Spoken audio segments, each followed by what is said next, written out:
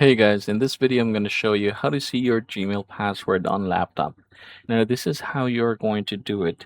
By default, usually Google Password Manager is turned on and it is what we are going to be using. So in order for us to get that one, go ahead and try to click your profile right here and you should be able to see passwords and autofill. Go ahead and click that one and then we're going to open Google Password Manager.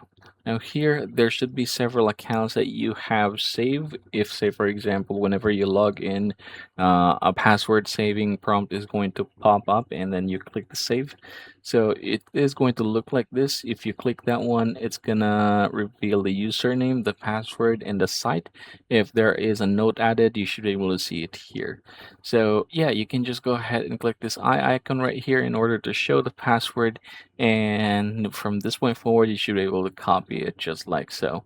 And yeah, that is how you're going to see your Gmail password here on your laptop.